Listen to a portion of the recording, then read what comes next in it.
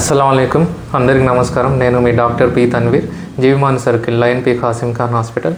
ఈరోజు మనం ముఖ్యంగా చెప్పుకోవాల్సిన విషయం ఏంటంటే పిత్తసంచిలో రాళ్ళు. అసలు ఈ పిత్తసంచి అనేది ఎక్కడ ఉంటుంది, ఇందులో రాళ్ళు ఎందుకు ఫామ్ అవుతాయి, దీనివల్ల వచ్చే సమస్యలు ఏంది, సమస్యల్ని మనం అరికట్టడానికి ఏం చేయాలనేది నీకు ఈరోజు చెప్తానమాట. ఈ పిత్తసంచి అనేది ఇక్కడ మనం చూసుకునేటట్లయితే ఇది లివర్ అనమాట. లివర్ కింది భాగంలో ఈ పిత్తసంచి అనేది ఉంటుంది. ఈ పిత్తసంచిని జూమ్ చేస్తే ఈ విధంగా కనిపిస్తుంది.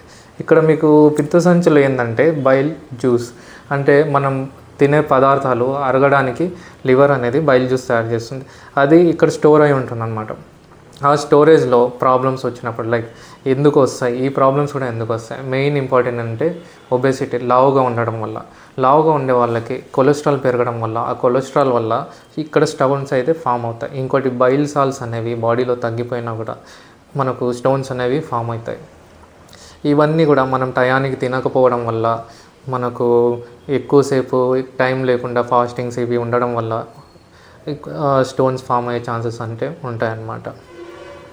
సో మనము ఎప్పుడు కొలెస్ట్రాల్ని బాడీలో కంట్రోల్ పెట్టుకోవాలి. ఈ పిత్తసంచిలో రాళ్ళు ఉండడం వల్ల ఏంటంటే ముఖ్యంగా మనకు నొప్పి అనేది వస్తుంది. నొప్పి కూడా మనకు ముఖ్యంగా కడుపులో కుడి భాగాన వస్తుంది. కొన్నిసార్లు కడుపు మధ్యలో కూడా వచ్చే ఛాన్స్ ఉంది.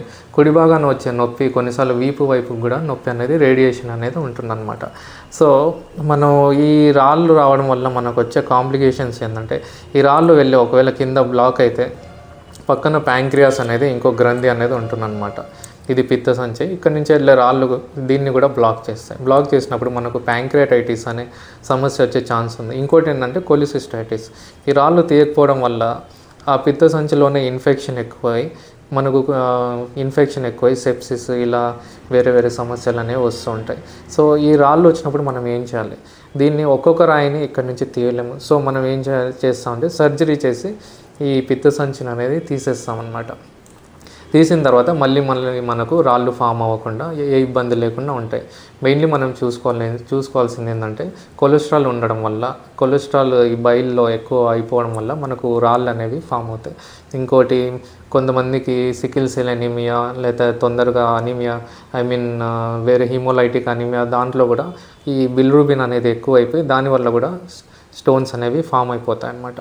ఇంకోటి ఏంటంటే జన్యుపరంగా, వంశపరంగా మన పూర్వీకుల్లో కూడా ఇలా రాళ్ళు సమస్య ఉంటే మన తర్వాత జనరేషన్ కూడా వచ్చే ఛాన్స్ ఉంది.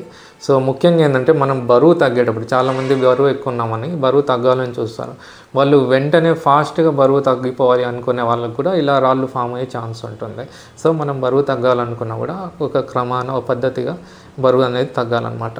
సో ఈ రాళ్ళ సమస్య వచ్చినప్పుడు మనకు మెయిన్లీ కడుపులో తిన్నది అరిగింపు లేక సరిగ్గా, తర్వాత కుడిపక్క నొప్పి రావడం లేదా మధ్యలో నొప్పి రావడం, ఈ సమస్యలు అనేవి ఉంటాయి. సో దీనికి తగ్గట్టుగా మనము ఆరోగ్యశ్రీలో ఆపరేషన్ కూడా చేసి ఫ్రీగానే తీసేస్తాం అన్నమాట. ఒకవేళ మీకు సమస్య ఉంది, రాళ్ళ వల్ల మాటికి నొప్పి వస్తుందంటే మాత్రం దానికి పరిష్కారం ఆ పిత్తసంచిని తీసేయడం అన్నమాట.